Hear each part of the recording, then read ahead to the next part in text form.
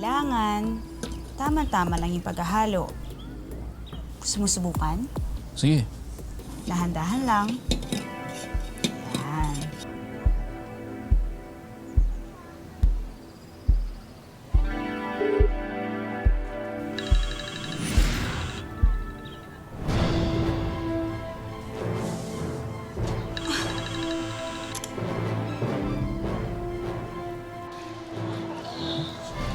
Kaloy?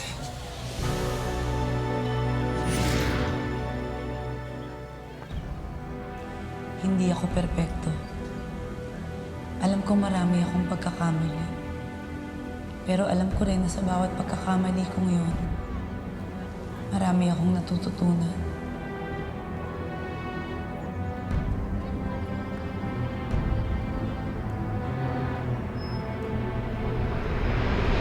Ayok ka, babae ka!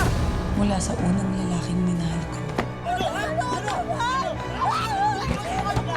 Umamig ka!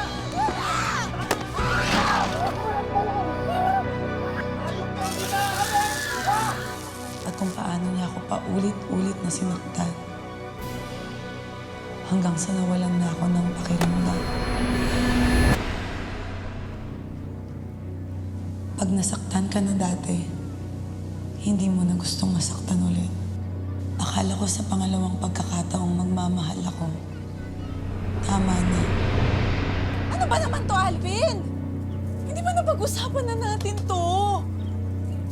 Ano ka ba, Joyce? Huwag mo kang pakialaman tong bisyo ko. Ito na nga lang nagpapasaya sa akin eh. Wala na nga tayong makain. Inuuna mo pa yung bisyo mo. Isipin mo naman kami ng mga anak mo. Mga anak? Hoy, Joyce. Si Renzo lang ang anak ko, ha? Yang si Rhea, anak mo yan sa ibang lalaki. O sige, kahit hindi mo na kami isipin, isipin mo naman yung sarili mo. Alam mo ba ginagawa ngayon sa mga adik? Paulit-ulit ka naman eh. Di ba na sinabi ko hindi ako addict? Ikaw ba si Alvin Astudillo? Ako nga, sir. Bakit? Wala naman akong ginagawang masama, ah. Tara, sumama ka na lang sa amin. Teka, sir. Teka, sasama ako na maayos. Mamang pulis! Teka, mamang pulis! Teka! Alvin! Alvin! Nagmahal ako ng nagmahal sa kagustuhan kong itama ang mali. 2 beses man akong nadapa, 2 beses din akong bumangon. Laging may dahilan para lumaban. At sa pangatlong pagkakataon, sumugal ulit ako. Sana ngayon, tumama na.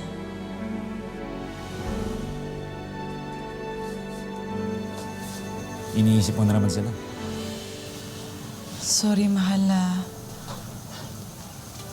natatakot lang kasi ako. Na maging katulad ako na mga salbahe at pasaway mong mga asawa noon.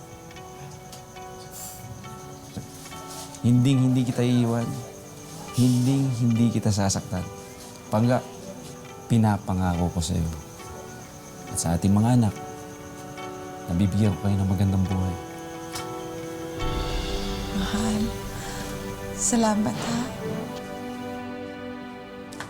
Hoy! Ano, tataya ba kayo? Sige. Buka mo na dyan. Uy, Bessie, musta na? So, Cleo, musta na yung pataya? Ako, eto, ang tumal. Paano naman kasi ang mga suki ko, no? Nagsilipatan na dun sa kabila. Naku, hayaan mo na yan, mga walang loyalty. Hindi katulad ko. Sige na, pataya na ako. Yung paborito kong number, ha? Naitaya ko na, no? Ang bayad mo na lang. Advance ka rin mag-isip, no? Pre, Eto na. At ito pa. sigurado ka ba? Naku naman, dami mo nang nabigay sa aming bibingka. Baka mamaya, wala ka nang kitain yan. Hayaan mo na. Balita ako, pabuti yan ng mga anak mo. Kaya sige na, wala nang hiya-hiya. Eh, si Kaloy, namasada ba? Hindi, nandun, bantay ng mga bata. Swerte mo talaga kay Kaloy, no? Ang hirap na kaya maghanap ng mga lalaking ganyan. Sana nga hindi na magbago eh. Hay nako, wag mo na igaya yan sa mga suki mo sa patayan na walang loyalty. Tiwala lang, Bessie.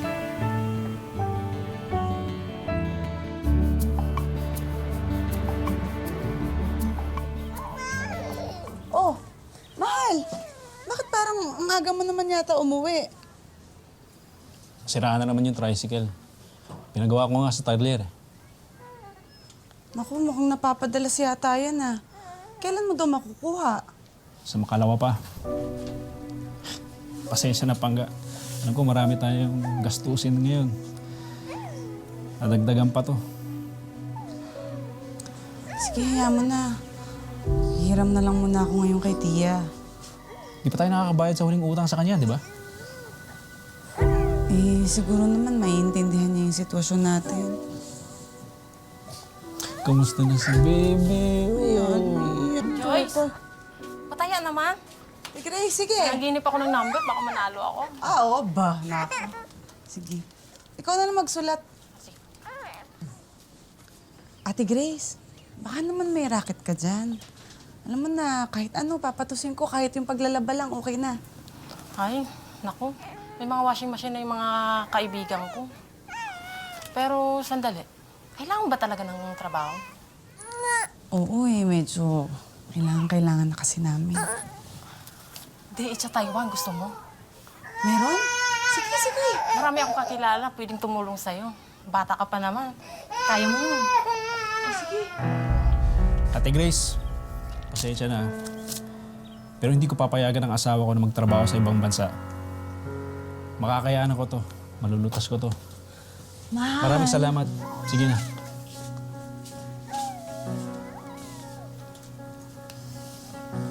Anong inisip? Ha? Nakakayaan ko na lang na magtrabaho ka. Malayo sa amin ng mga anak mo? Ha? Pangga, wala bang tiwala sa akin? Di ba sabi ko sa'yo, akong bahala sa inyo. Kaloy, gusto ko lang namang tumulong. Anong iniisip mo? Ha? Hayaan ko na lang na mangyayari yun? Ano lang iisipin ng mga kapitbahay natin? Pag tinuloy mo yan, ano sasabihin nila? Wala akong kwenta? Walang kwentang ama? Walang kwentang asawa? Kaloy! Ay nako, kausapin mo yang ulit si Kaloy. Paliwanag mo mabuti. Ang dami na kaya mga babae ngayon na nasa ibang bansa at ang lalaki ang nasa Pinas. Ako, sinabi ko na nga rin yan sa kanya eh. Hindi pa rin ako pinayagan. So, anong desisyon mo ngayon? Hindi ko na nga rin alam. Naguguluhan ako. Inisip ko na lang din na, syempre, baka mahirapan siya kung maiwan siya mag-isa dito sa mga bata. Eh, para din naman sa kanila yun, di ba? Kung talagang gusto mo silang bigyan ng magandang kinabukasan, sunggaban mo na. Isa lang dumating yung ganyang pagkakataon, di ba? At kung yung mga batang iniisip mo, huwag ka mag-alala. Akong bahala sa kanila. Babantayan ko sila. Talaga? Eh, parang anak ko na rin yung mga yan, no? Tsaka para saan pa, kinuha mo ko ninang ng baby Angela na yan. Ang cute-cute ng ina. Tatlo ang mga anak ni Joyce. Lahat ay panganay sa tatlong lalaki. Binububog siya noong una, nalulung naman sa droga ang pangalawa. Pero sa pangatlo, tila sinuwerte siya. Kaya nang lumipad si Joyce patungo sa Taiwan para maging DH, naiwan ang tatlong panganay niyang anak kay Kaloy. Ang pangatlo niyang naging karelasyon. Ma'am, this is your tea. 谢谢。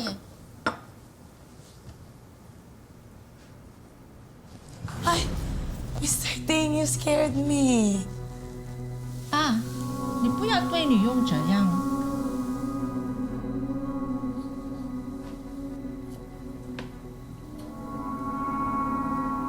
Joyce, Ma'am? take care of Pa.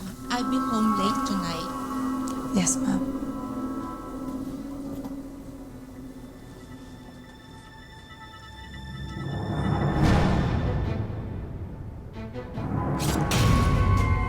Ouch! Please, give me the knife. Mr. Ting, you have to give me the knife or put that down. I promise I will cook you good dinner later. Please, please, please. Okay? Okay, give me the knife. Okay. Boom!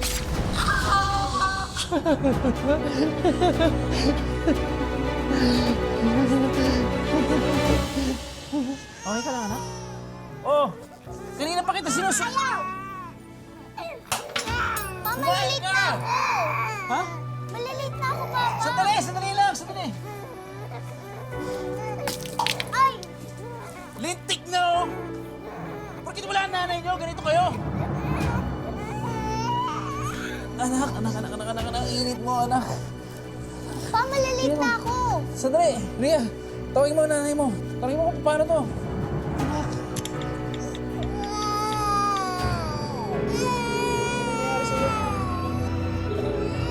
Pa, hindi mo sumasagot eh! Tawagin mo ulit! Sige na! Rose! Ano nangyayari? Rose! Ang init ng baby!